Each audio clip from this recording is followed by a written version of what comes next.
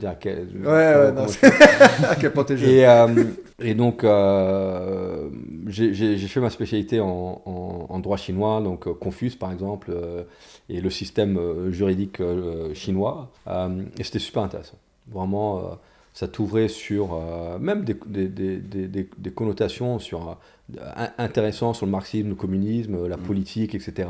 Ce qui marchait, ce qui marchait pas. Tout ça, on n'est pas là pour parler politique, mais en étudiant ça, je me suis dit, ouais, c'est sûr que je suis pas de gauche.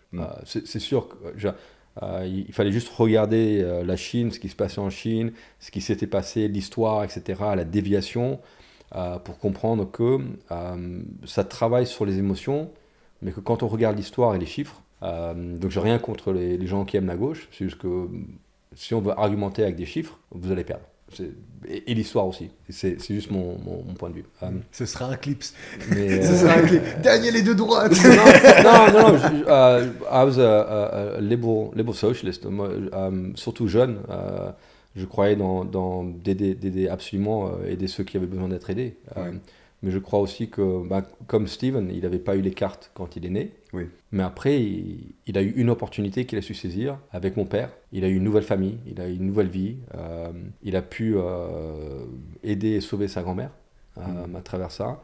Il a pu se construire. Je crois dans ça. Je crois à ce que tout le monde ait une opportunité. Ouais, parce que des Steven, il y en a beaucoup qui n'ont pas cette opportunité. C'est ça, exactement. Et ça, je crois. Et je crois que l'État a un rôle à jouer là-dedans, à s'assurer que tout le monde, à un moment donné, a une opportunité. Que ce soit d'éducation, de choix, etc. Mais après, à un certain âge, tu es le résultat de tes choix. C'est plus le rôle de qui que ce soit de te donner des opportunités. C'est à toi d'avoir fait les bons choix. Je trouve que les parents ont un grand rôle à donner assez d'ouverture d'esprit pour que tu prennes les décisions les moins bêtes possibles et le moins fréquemment possible. On n'a jamais du 100% de réussite. Mais... Donc je pense pas que j'étais de droite à ce moment-là, pas du tout. J'aimais bien les manifs, les trucs, etc. Il y avait une cause pour quelqu'un qui était... moins bien loti, j'y allais quoi. Souvent avec des copines. Donc voilà, je termine la fac, 4 ans, avec ces diplômes-là, qu'est-ce que tu fais? Tout le monde qui était à l'école avec moi, ils allaient après, tu as comme une école où tu fais des stages dans des bureaux d'avocats. Voilà. Et c'est le côté pratique maintenant tu as étudié le droit, tu as le contenu des bouquins là-dedans, you got case law, il fallait mémoriser 12 000 trucs, les différentes évolutions dans le droit britannique, etc. Et c'est super intéressant. Mais après, comment être avocat? Quelles sont les fonctions au quotidien, etc. Donc je vais à cette école-là, je m'inscris, c'est 1 an, où tu devais aller faire des photocopies t'étais le garçon de café dans les entreprises, tu commences au plus bas échelle. Et en même temps, tu as les cours où ils t'apprennent les fonctionnalités d'avocat. Donc je mets costard, cravate, métro, cours, boulot, dodo. Je vais en entreprise, je fais des photocopies, je vois les avocats. Je pense être mal tombé. Il y avait une arrogance, ça parlait que d'argent et de facturation de clients, etc. Et moi, étant le jeune naïf, je pensais que en fait, si tu vas dans le droit, c'est en fait pour aider ton client. Et tu vois, après, tu as ce jeu de l'envie de victoire et de sentir que tu as gagné une partie pour tes clients. Pour avoir aidé quelqu'un. Et en fait, pas du tout. C'était, même dans les cours, la première chose qu'on a appris, c'était comment facturer tes clients. Et j'étais, peut-être je me suis trompé. J'ai fait ça quelques mois. Je dis quelques mois parce que j'ai pas terminé encore. Et je me voyais pas. Je me projetais pas à faire ça. Je parlais avec mes amis de la fac qui disaient, on va faire ça pendant 42 ans, mais c'est bien, on va gagner plein d'argent. Dans X années, j'ai envie d'être partenaire, etc. Machin. Et moi, moi, déjà, quelques semaines à faire métro, boulot, dodo avec costard, cravate.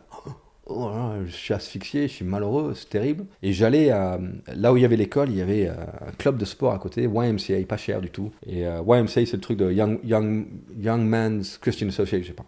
Et en fait, c'était une salle de sport. Il y avait une piscine, il y avait des cours co, step, machin, etc. Et ils faisaient des formations pour enseigner des trucs. Pour enseigner le step, pour enseigner bums and toms, renfo, aqua aerobics, machin. Et parce que mes cours d'avocat me faisaient tellement chier, je m'inscris là-dessus le soir. Donc je fais ça le soir, et en journée, je fais mes trucs soit dans le truc d'avocat, ou soit à l'école. Et ça me botte, c'est cool. Et j'obtiens mes diplômes, j'ai fait step, j'ai fait low impact aerobics, donc je suis devenu prof d'aérobic, machin, etc. Et c'était dans la lignée du sport quelque part. Je me défoulais physiquement parce que t'étais dans un costard étouffé, moi j'avais juste envie d'aller plaquer quelqu'un, d'aller faire un peu de muscu ou un truc comme ça. Et donc, c'était mon exutoire. Et j'arrive au moment où je suis tellement malheureux à faire ces allers-retours, etc. Et je dis à mes parents, sincèrement, c'est ça la vie. Et ma mère, elle fait, tu sais, avec toutes les études, c'est bien que tu termines. Et mon père, il fait, la vie, c'est ce que toi, tu as envie d'en faire. Je dis, ok, est-ce que ça te gêne si j'arrête ça? Et mon père, il fait, ton diplôme, il est valable combien de temps? J'ai 7 ans. Donc je peux arrêter et je peux reprendre pendant les 7 ans et mon diplôme est toujours valable. Et il me fait, t'as 7 ans pour savoir ce que tu as envie de faire alors. Je dis, ok, je savais pas ce que je voulais faire.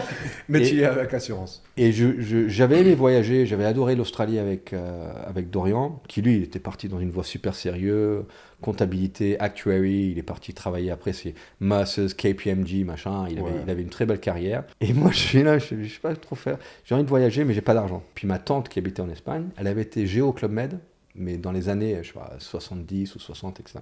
Et je me dis, putain, c'est pas mal ça pour voyager, de faire géo. Donc je postule pour faire gentil organisateur au Club Med. Je savais pas ce que c'était, juste que t'allais à l'étranger, il y avait du soleil, ça dansait, ça chantait, il y avait des gens en vacances. Voilà. Donc je postule pour ça, je suis pris pour être géo. J'ai fait géo au Club Med. Je suis parti 2 mois à Pompadour. Et là, je dis Pompadour 1995. Donc ça n'existe plus Pompadour. C'était un truc d'équitation à l'époque. Il y avait 20 terrains de tennis, donc il y a beaucoup de tennis, beaucoup d'équitation. Il y avait un mini-club. Et donc je me suis retrouvé à faire un mini-club. J'ai commencé sur les 3-5 ans. Donc le branleur qui aimait jouer au rugby, qui a fait des études de droit, se retrouve avec une quinzaine d'enfants des autres, se déguiser, je sais plus ce que c'était, une souris, machin, à faire des chasses au trésor, à faire des trucs comme ça, les amener à la piscine, machin. Et je me suis régalé. J'ai adoré. J'ai failli me faire virer plusieurs fois parce que je comprenais pas complètement. Pour moi, j'étais géo mini-club, donc je devais animer les enfants. Et les enfants m'adoraient, les parents m'adoraient, c'était génial. Mais il y avait d'autres facettes au travail de géo qu'on m'avait pas expliqué en fait. Et c'était en fait que tu avais un rôle aussi dans la vie du village, ils appelaient ça. C'est-à-dire que les apéros, les repas, le soir au bar. Pour moi, le soir au bar, c'était les gens, ils allaient s'ils voulaient. Mais en fait, le rôle de géo, tu devais être au bar. Elle est animée, ouais. Tu devais être présent et les gens que tu connaissais, tu devais leur parler, boire un verre avec eux, ensuite leur proposer, vous avez des gens avec qui... Allez, on va dîner ensemble, machin. Et en fait, faire en sorte que leur expérience soit incroyable du début jusqu'à la fin. Et ça, personne ne m'avait expliqué quand j'ai été recruté. Donc je fais mes quelques mois, machin. Le chef du village, il me fait, mais je veux te virer. Je dis, mais comment ça? On te voit jamais au bar. Je vois que tu essaies d'éviter les tables de 8 là. T'es jeune, tu vois, et t'as des gens qui ont la quarantaine avec des enfants, t'as du mal à créer le rapport et tout machin. Donc j'étais un peu introverti. Et je fais, ouais, mais je suis bon dans mon travail. Il me fait, mais ton travail, c'est pas que le côté technique, c'est l'expérience globale de la personne. Et c'est quelque chose que j'ai vraiment gardé avec moi après. Exactement. C'est ce qui m'avait marqué à l'époque quand j'avais écouté le podcast, c'était ça. Tu vois, c'est ce type parce que, tu vois, quand j'avais été souvent, je pense que c'était au Mexique ou quoi, et j'avais parlé justement avec une géo, mais qui était déjà un peu plus manager, etc. Ouais. Et en fait, elle expliquait, mais c'est un rythme de fou. Oui. Les gens se rendent pas compte, c'est genre c'est du 16-18 heures par jour. C'est dès tôt le matin, t'es avec les déjeuners, t'envoies tout. Et c'est tout le temps en fait. C'est un boulot de malade. C'est un boulot de fou. Et ce chef de village qui s'appelait Pascal Regondo, malheureusement il est plus avec nous, mais c'était un vieux rugbyman du sud-ouest qui était chef de village, bon vivant, il picolait de ouf, il y avait une super ambiance et tout. Mais il m'a vraiment appris, là-dessus. J'ai dit, j'ai pas envie d'être viré, qu'est-ce que je dois faire? Et il m'a expliqué. Et j'ai appris aussi que voilà, la pire des choses dans une entreprise, dans une équipe, c'est que tes employés pensent faire un bon taf, mais que toi, le gérant, t'es pas d'accord. Et c'est la pire chose pour toi et c'est la pire chose pour la personne. Il faut absolument que les attentes soient très claires dès le début. Parce que j'aurais pu éviter en fait de le décevoir, si ça avait été clair. Maintenant, si c'est clair et que je le sois quand même, ça veut dire que soit j'ai envie de le décevoir ou je suis vraiment un boulet. Et donc il m'a appris ça, je me suis amélioré, etc. Il m'a pas viré. À la fin des 2 mois, je rentre. Et là, encore la vie de Londres me tape dans la gueule. C'était l'approche de l'hiver, il faisait froid, il n'y avait plus de soleil, il n'y avait plus de femmes, il n'y avait plus de musique, on n'applaudissait plus les gens qui descendent. Tu sais, et tu te retrouves, tu as fait 2 mois au Club Med, c'est une courte saison, hein. 2 mois au Club Med, c'est dans le